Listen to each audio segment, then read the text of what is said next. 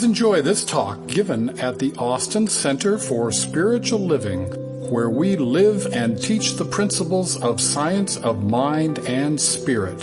For more information, visit austincsl.org.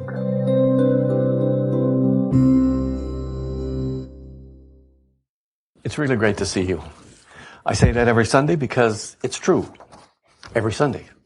I like to start a talk or a sermon with a question, and I have a question for you this morning. A question, we may never answer the question, but we will talk around it, and it's the context of the question that begins to open us a little bit more and more, I think, to insights. And the question this morning is the title of this talk, and that is, why is it that so many people live lives that are less than complete? And then some of my metaphysical friends, my sophisticated metaphysical friends would look at this and say, but wait a minute, your life is complete because it's what it is, and it's complete up to that moment with whatever you have. I don't want to get into all of this fancy metaphysics, but it's true. So let's say, why is it so many people live lives that seem to be unfulfilled? They seem like there is something really missing. And I have pondered that question because from time to time I have felt that way. And I know that some of you, maybe not all of you, but some of you have felt the same sort of thing. It's like you're boxed in. You're frustrated and things piled on top of you. There was a fellow that lived back in the 20th century. He died about 1949. His name was Gurdjieff. I don't know if any of you have heard of Gurdjieff. He was a great mystic. Very different from some of the other mystics of the time. He thought of himself as a Christian mystic, and he was a Russian. His name was George Ivanovich Gurdjieff, died in 1949. And he had some basic theses that he lived by. One of the basic ideas that he presented to the world was the idea that most humans live their lives in a state of walking hypnosis. At one point, in something that I read somewhere some time ago, he made the comment that 100% of the people are 100% susceptible to suggestion 100% of the time. And that kind of includes everybody, at least sometime. I don't know that I fully agree with that. But one of the comments that he made that I like very much, and you say, why are so many people living unfulfilled lives, which is my question to you and to me today, is this quotation from him kind of focuses your attention to begin to search that particular question. He said, the first thing necessary for getting out of prison is to recognize that you're in prison. And that's very significant to me because you see, a lot of us are so conditioned to believing certain things that we've adopted them, we've held on to them, we've embraced them to the extent that we don't even know anymore that we are limiting our life because of them. And yet, interestingly, we may be experiencing confusion and desperation and frustration and all sorts of things. And after a while, this seems to become normal for us. But it's not natural for us. It's normal, meaning it is the norm. It's the average for us. It's what we've accepted. But it's not natural for us. On the other hand, even when we are in some of these imprisoned states, if you want to look at it that way, we have been made aware of ways of breaking through and breaking out. And all we have to do is look at some of the great philosophical systems of the world, the great religions of the world, and we find in Christianity that they have some really clear concepts that tell us that something about the possibilities that are available to us if we could only become aware of them. One of which is in a very simple statement that says, it is the Father's good pleasure to give you the kingdom. How many of us have heard that? And we know that if you go back and examine the language, you realize that the word father is a translation from a word in the old Aramaic that not only meant a parental relationship or connoted a parental relationship, but it also connotes the idea of provider, protector, and source. So when we look at this statement and say, It is the source. It is the pleasure of the source. It is the inclination, the drive of the source to provide us with everything. In another place I said, all that the Father hath is thine. It's the same idea. All is contained within that. And it is mine. If it is mine, why am I not experiencing it? There's another verse that says, whatsoever things you shall ask for in prayer, believing, you shall experience, or you shall have.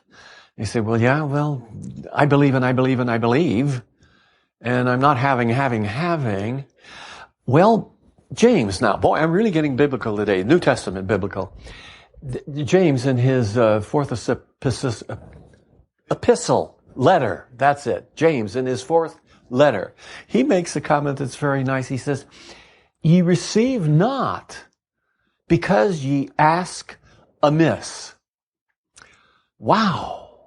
I'm not asking in the right way. But then I look at that and say, well, what's the right way to ask? Well, in this teaching, we talk an awful lot, although you don't hear the word a lot, but we talk an awful lot about what I call an attitude. You say, well, you got an attitude. That has a different connotation than the way I'm using it this morning. I'm using it from the understanding of a psychologist. I took a psychology course some number of years ago. I first got into ministry, and I hadn't had a college psychology course since I was in the Navy. That's 100 years ago. It was back in the early 1950s. I was in the Navy and I stationed in San Diego, and I took a psychology course. And then I decided when I first got into the ministry, which was about 36 years ago, that, I ought to go back and review that. So I took a psychology course. And the only thing I really remember I remember a few things, but I remember how to spell psychology.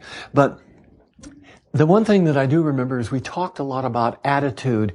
And in our discussion group, his wonderful teacher, what we came up with in our little pod of students and sharing was that an attitude is made up of several components. An attitude has to do with what we think, what we believe, what we feel, and what we do, the actions that we take. Now, a lot of times we think one thing, we do something else, we believe something else, and we have a different feeling. Ain't nothing going to happen in your life because you're scattered. Your attitude is never coalesced, or those components are not congruent with what we call a useful, productive, effective attitude that we carry in our life. So this becomes a task of ours, is to be able to ask in the appropriate way, which means to bring our thinking, our feeling, our believing, and our actions together. This is being authentically expressive of your own creativity. And most of us are scattered around that in some way or another. In this teaching, we talk an awful lot about prayer. And prayer is no more than a means by which we can begin to direct our thought in a very conscious way towards something we want to experience. And in prayer, we want to be able to develop that congruence. So when we pray, there's all different ways of praying. We have certain methods or prescriptions, if you want, for prayer. And we teach different things. We talk about the 5-step process and so on and so forth. And all of that is good. But at the same time, we've got to bring ourselves around to a feeling point. A feeling point, an acknowledgement, and then to be able to act in our life according to the way we think and the way we feel and the way we believe. Are you getting what I'm talking about here? Instead, we tend to scatter ourselves so very often. A short definition of prayer that I came up with some time ago is this, and I like it very much. And it's because I came up with it. Prayer, or affirmative prayer, spiritual mind treatment, we often refer to it as, is the conscious direction of our thought toward the good we want to experience in our lives, always with an attitude that it is the Father's good pleasure to give me the kingdom.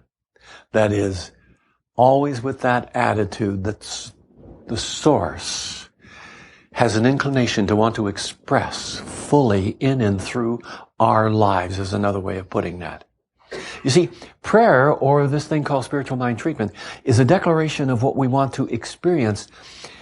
It's always backed by a mind, your consciousness, that is convinced that there is one life.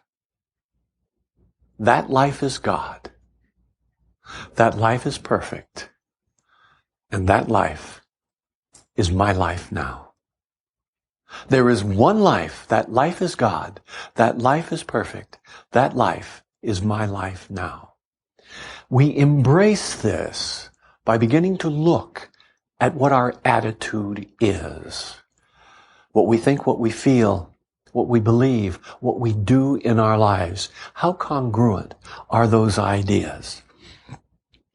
One of the interesting things about prayer is that there is always a response, I think. No, I don't think. I should be more positive with that, shouldn't I? Don't qualify it by what I think. There really is always a response, but it is a response that is consistent with your attitude, with what you believe about it, how you're behaving around that, and all of the other kinds of things that we can bring together. You see, you remember Jesus made the comment one time, he says, my prayer is answered before I ask. Lazarus, come out, or something like that. I believe that's one of the places he used that expression. And I've often thought about this. What does it mean? My prayer is answered before I ask. And we've been taught that by preachers here and there and other people in different philosophical disciplines. Your prayer is answered before you even ask. The implication of that is very clear when you think about it a little bit. Whatever it is for which you are asking must already exist. Do you see that? If your prayer is already answered before you ask, it must already exist. And the trick, if you want to call it a trick, is to be able to recognize it, to open yourself, to be able to receive it in your life. And this business of attitude, this congruence of those different components of an attitude that I speak of, this principle, there is a principle in the universe, we call it the law. We call it the creative principle. It automatically responds according to how well you have embraced the attitude that you maintain about whatever it is you are seeking in your life. It just automatically responds to it. It's like it's a mechanical thing. And it doesn't mean that God is mechanical. God is the totality of everything. But this thing we call the law or the creative principle is part of the total thing we call God, the infinite intelligence, the all in all. This doesn't negate the love of God, which is there to guide us, to support us, to nurture us, to point the way. But then the law, the proper use of this creative principle, is what makes that way possible. Does that make sense to you? If it doesn't, I don't know how else to explain it. Think of that. There's love and there's law. Love points the way. Law makes that way possible because it's like there's a mechanical universe that is going to respond. We call that the law. We don't make anything happen in this life. What we do is we attune ourselves to the natural order of things through our belief, through our feeling, through what we are doing and all. We attune ourselves to the natural order of things, and in doing that, we provide an avenue through which the universe responds to us. And it never fails to respond to us, just as the law never fails to operate. This creative principle never fails to operate. It's just always doing what it does. No different than the law of gravity, which always is governed by a certain formula, rules. And they're constantly deciding new aspects of that, the scientists are. But it always does what it does. And it doesn't matter whether you're here or you're on another planet. It's always going to work, and it's going to work according to the rules. It's totally mechanical. Yet this is backed by the intelligence, the love, and the creativity, that the aspect that created everything that we are experiencing now. And there's no discrimination in this law. I don't know if you ever heard of a guy named Wilhelm von Leibniz. If you are a mathematician or have studied much in mathematics, you realize he was a 17th century, 1700s. He lived around the same time Sir Isaac Newton did. He discovered or invented calculus. At the same time, Newton was inventing it on his own. Leibniz notation is the one that we use in science classes and mathematics classes and now, today. But at any rate, he was a really bright guy, but he was also a philosopher. And he made a comment one time. He said, he was quite a metaphysician. He said, everything in nature happens both mechanically and metaphysically. And the source of the mechanical is in the metaphysical. Now let me explain just a little bit here. When we talk about metaphysics, we say we are a metaphysical teaching. Every church spiritual discipline that I know of is metaphysical, even though some of the churches that I know want to come along and strike us dead and send us to hell because we're metaphysicians. But metaphysical just means beyond, beyond the physical or the understanding of the physical realm. What can be understood according to the physical laws of science, that's here and now. That's not metaphysical. That's understood. But if it's metaphysical, that means it is beyond that, and yet it's beyond the understanding right now. Things that 100 years ago, or 200 years ago, or however long ago, that were thought to be metaphysical are no longer metaphysical. Like the concept that there is only one thing and it is uniformly distributed in the universe and there's an interconnection between all things. And that this has been known by metaphysicians and mystics for ages and ages. But it's only recently, as a result of the early 1900s, late 1800s, early 1900s, that the idea of the interconnectedness of everything has come to light through modern physics. So it's no longer metaphysical, that's physical. And it's physically understood. And he says that the metaphysical, both mechanical and metaphysical, everything is. And the source of the automatic response, the mechanical, is in that which we cannot understand fully or see completely. But there are the principles that provide the opportunity for our actions, our thoughts, our life to play out in our experience. Now, maybe that's a lot more words than you wanted to hear, to say, well, there is a law in the universe and it responds to it. But I kind of like that, so that's what you're going to hear.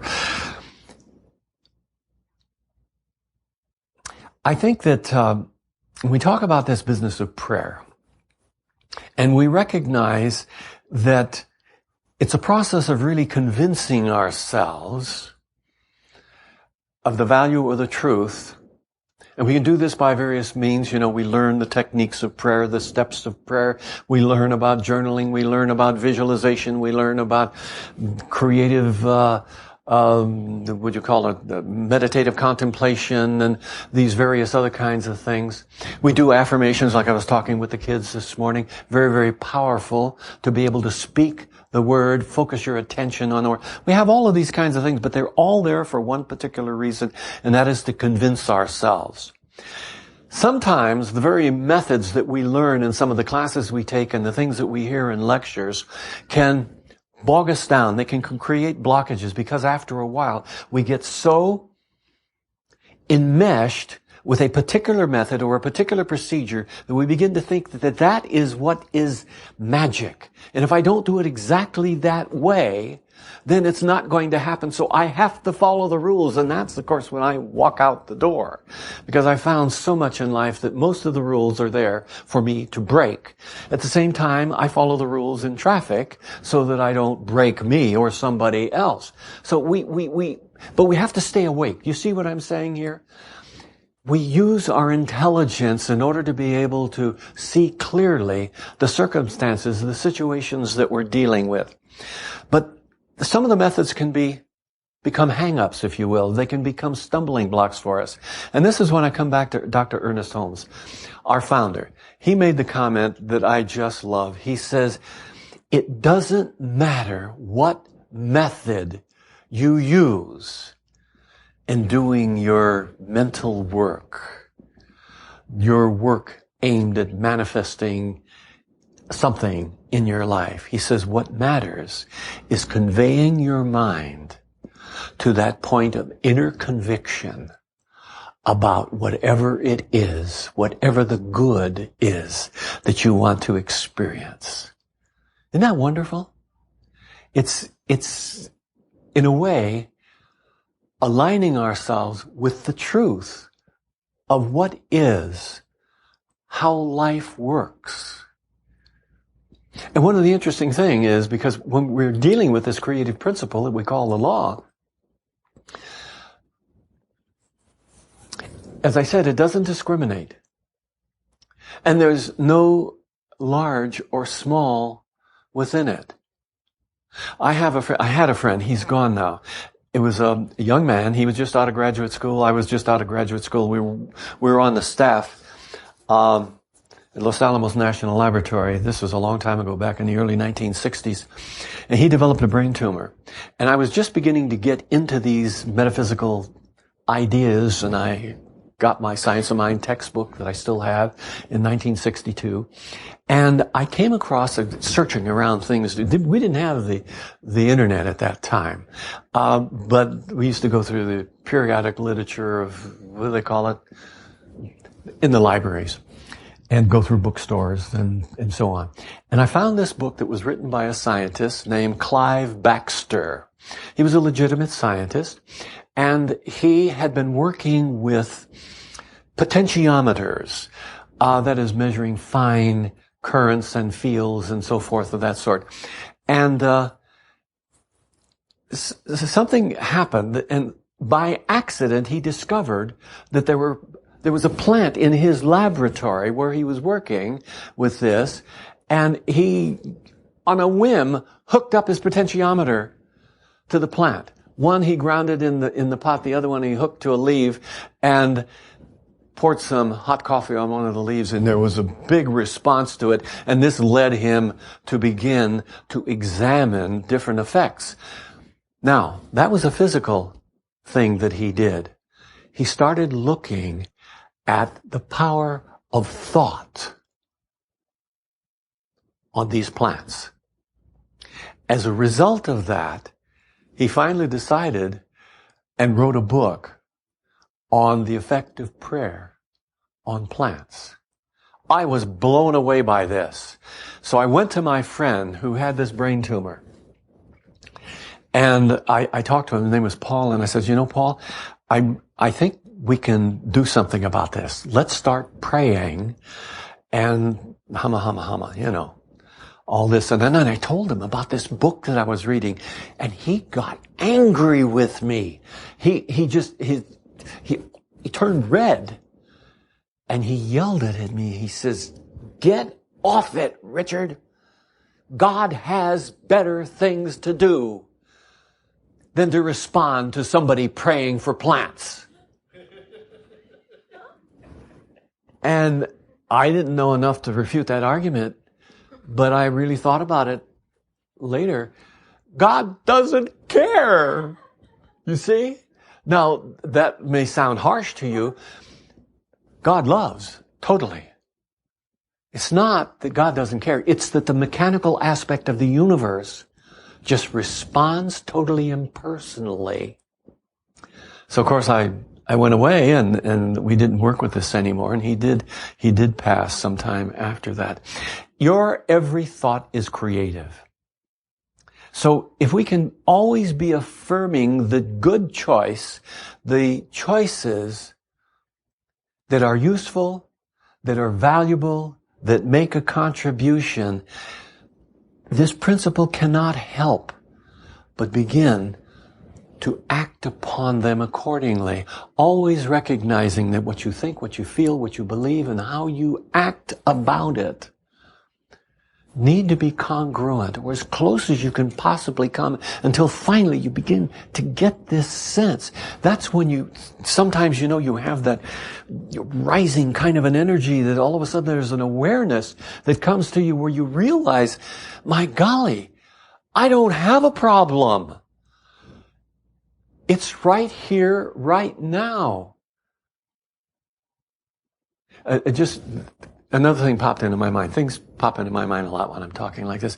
Now, I've mentioned this woman before by the name of Grace Eaton. She's long gone. She died somewhere in her mid-90s, and I was in love with her. It's just we were about 50 years apart, and so there was, nothing that would transpire, at least from my standpoint. But at any rate, Grace was one of my students, and on one occasion, Grace, after class, stayed over and she says, Richard, I've been studying these things all my life, and I've really been learning through the interaction in our classes, and I had an experience the other night that just blew me away. She said, I was sitting there in meditation, and all of a sudden, the veil disappeared.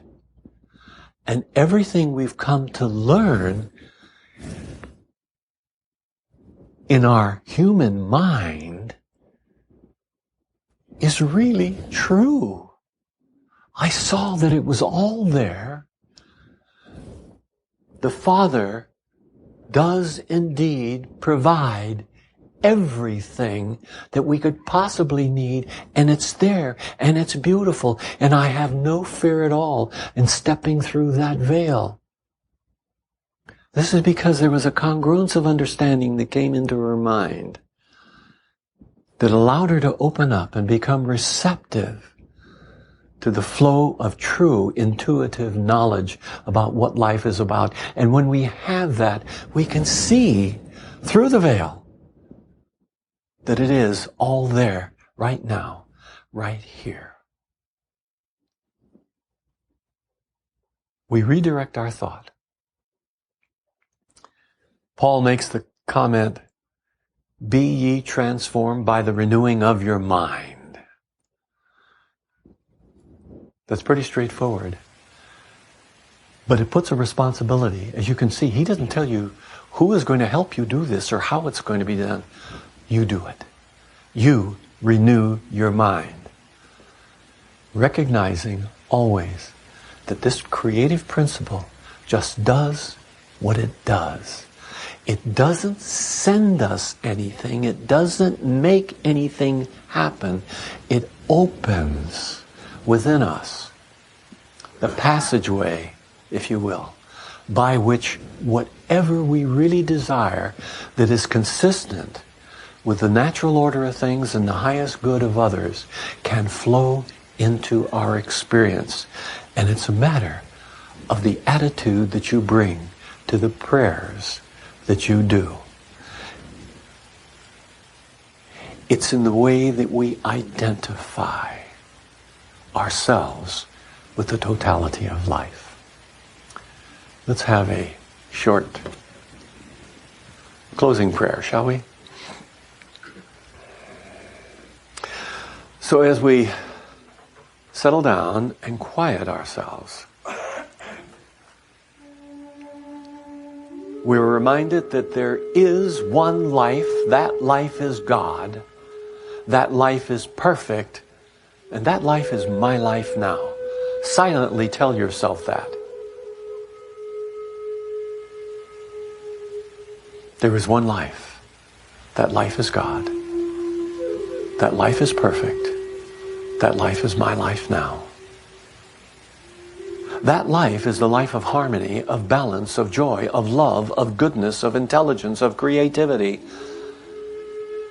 of abundance.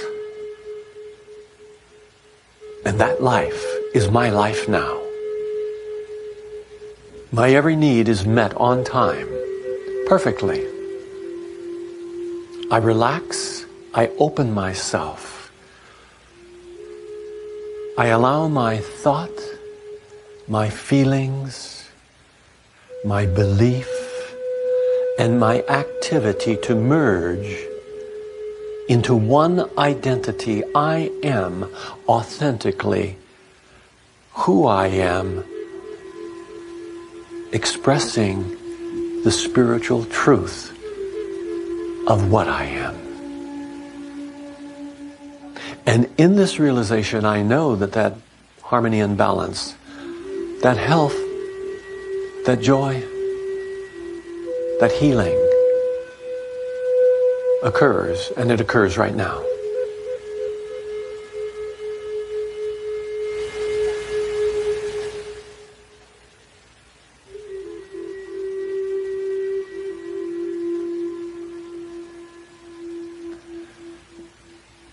I am so grateful for the realization of this truth, knowing that those words have not only impacted me, but reflect themselves in the very experience of my life. And by the way, these words are your words too, that I speak for you here today. Every area of my life embraces the truth that there is one thing, that thing is God. And everything I am and everything I experience is a projection out of that one. Healing is so right now. Thank you, thank you, thank you, Mother, Father, loving God. I rejoice that this is so. And together we declare, and so it is.